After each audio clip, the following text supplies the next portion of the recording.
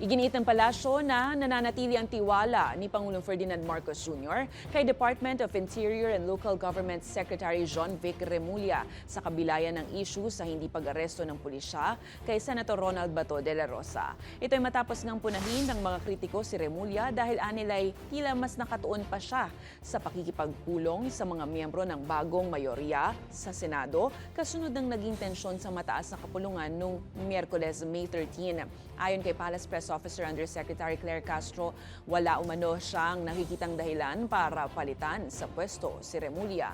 Samantala, muli namang nagsama ngayong araw si Pangulong Marcos at dating DILG Secretary Benher Abalos sa pamamahagi ng bigas sa ayudang pinansyal sa mga residente ng Mandaluyong City.